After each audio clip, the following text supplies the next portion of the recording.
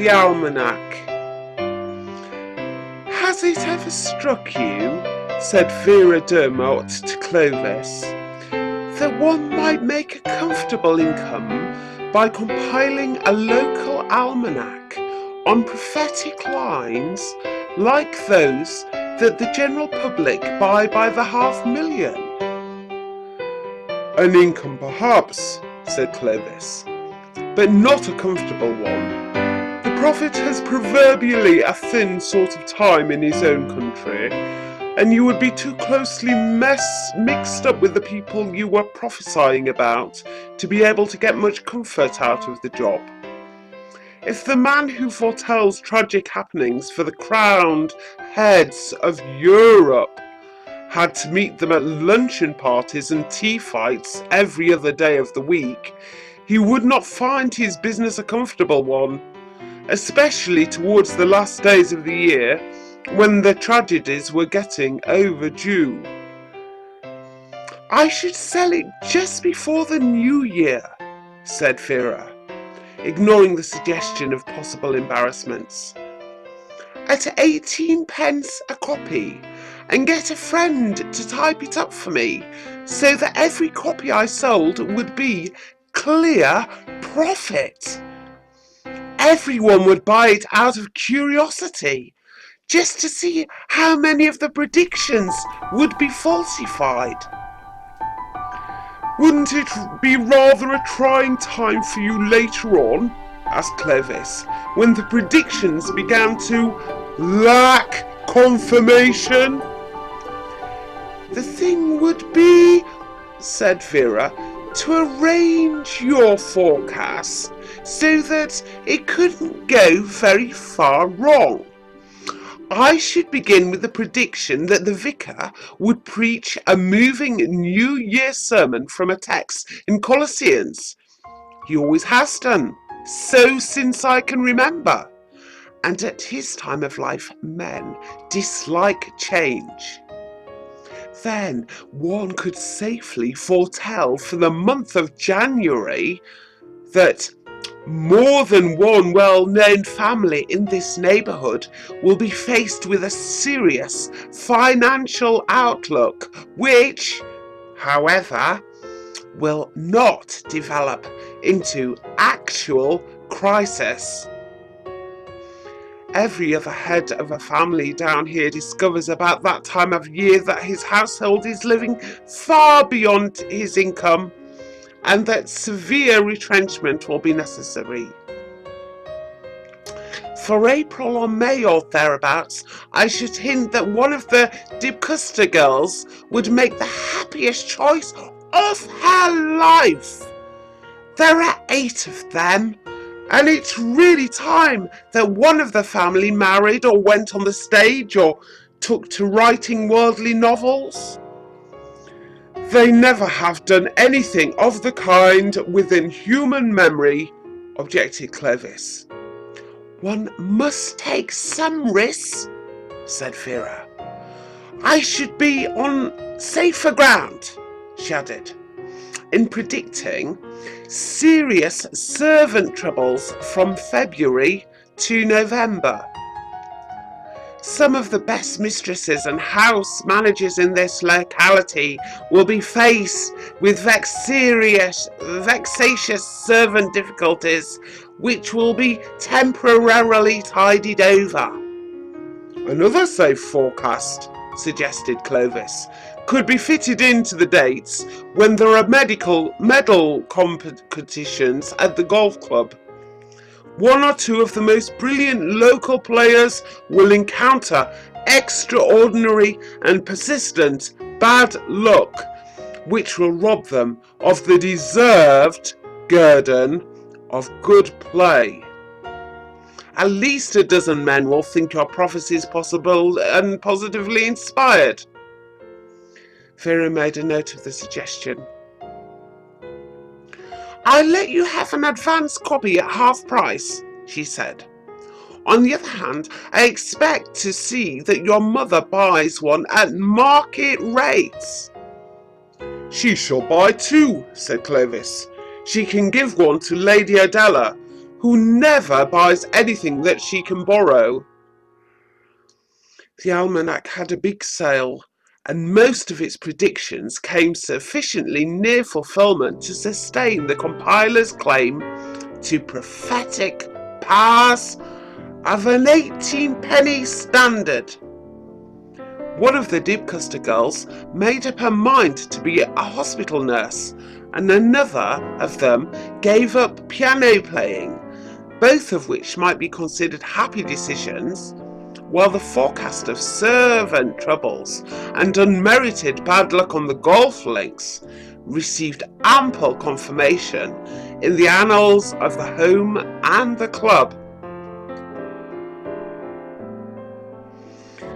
I don't see how she was to know that I was going to change my cook twice in 7 months, said Mrs. Stuff, who easily recognised an allusion to herself as one of the best mistresses of the neighbourhood.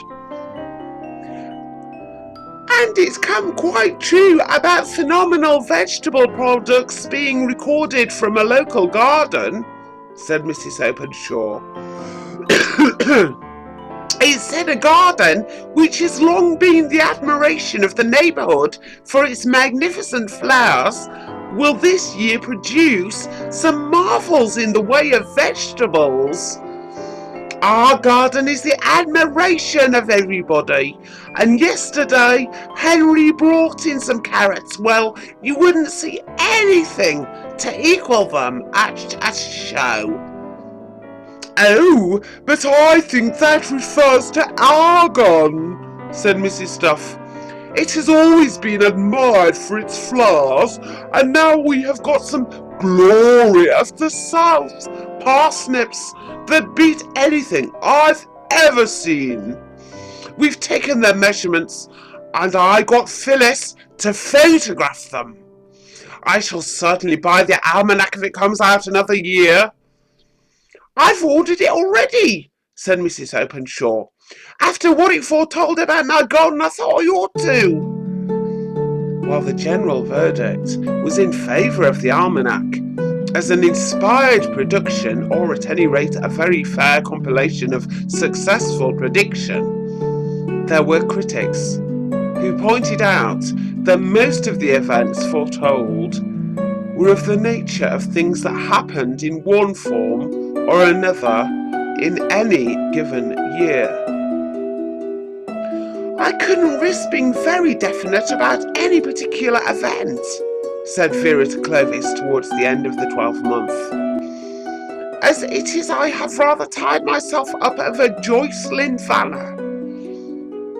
I hinted that the hunting field was not a safe place for her during November and December.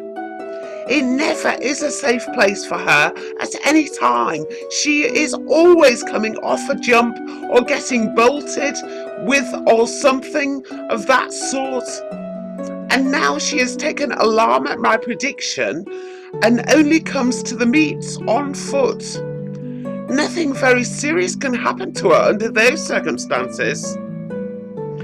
It must be ruining her hunting season, said Clovis. It's ruining the reputation of my Almanac, said Vera. It's the one thing that's definitely miscarried. I felt so sure she would have a spill of some sort that could be magnified into a serious accident. I'm afraid I can't offer to ride over her or incite hounds to tear her to pieces in mistake for a fox, said Clovis. I should earn your undying devotion, but there would be a wearisome fuss about it, and I should have to haunt and hunt with another pack in the future, and that would be dreadfully inconvenient. As your mother says, you are a mass of selfishness, commented Vera. An opportunity for being unselfish occurred to Clovis a day or two later, when he found himself at close quarters with Jocelyn near Budbury Gate, where hounds were drawing a long, woody hollow in search of an elusive fox. scent is poor, and there's an interminable amount. Cover, grumbled Clovis from his saddle. We shall be here for hours before we get a fox away. All the more time for you to talk to me, said Jocelyn archly. The question is, said Clovis darkly, whether I ought to be seen talking to you. I may be involving you. Heavens! Involving me in what? Gasped Jocelyn. Do you know anything about Bukowina? Clovis asked with a seeming inconsequence. Bukowina? It's somewhere in Asia Minor, isn't it? Or Central Asia? Or is it part of the Balkans? Hazarded Jocelyn. I really forget for the moment. Where exactly is it? On the brink of a revolution, said Clovis impressively. That's what I want to warn you about. When I was staying with my aunt in Bucharest, Clovis invented answer as lavishly as other people invented golfing experiences. I got mixed up in the affair without knowing what I was in for. There was a princess. Ah, said Jocelyn knowingly. There is always a beautiful and alluring princess in these affairs. As plain and boring a woman as one could find in Eastern Europe, said Clovis. One of the sort that just call before lunch and stay till it's time to dress for dinner. Well, it seems that some Romanian Jew is willing to finance the revolution if he could be assured of getting certain mineral concessions. The Jew is cruising in a yacht somewhere off the English coast, and the princess had made up her mind that I was the safest person to convey the concession papers to him. My aunt whispered, "For heaven's sake, agree to what she asks so she'll stay on to dinner." At the moment, any sacrifice seemed better than that, and so here I am, with my breast pocket bulging with compromising documents, and my life not worth a minute's purchase. But, said Jocelyn, you are safe here in England, aren't you? Do you see that man over there, on the roan?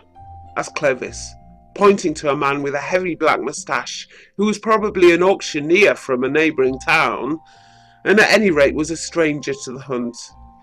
That man was outside my aunt's door when I escorted the princess to her carriage. He was on the platform of the railway station when I left Bucharest. He was on the landing stage when I arrived in England. I can go nowhere without finding him at my elbow. I was not surprised to see him at the meet this morning. But what can he do to you? Asked Jocelyn tremulously. He can't kill you. Not before witnesses, if he can avoid it. The moment hounds find and the field scatters will be his opportunity. He means to have those papers today. But how can he show you've got them on you? He can't. I might have slipped them over to you while we were talking. That is why he's trying to make up his mind which of us to go for at the critical moment. Us? Screamed Jocelyn. Do you mean to say? I warned you that it was dangerous to be seen talking to me, but this is awful. What am I to do? Slip away into the undergrowth at the moment that the hounds get moving and run like a rabbit. It's your only chance. And remember, if you escape, no talking. Many lives will be involved if you breathe a word of what I've told you. My aunt at Bucharest. At that moment, there was a whimper from hounds down in the hollow, and a general ripple of movement passed through the scattered groups of waiting horsemen. A louder and more assured burst of noise came up from the valley. "They found!" cried Clovis, and turned eagerly to join in the stampede.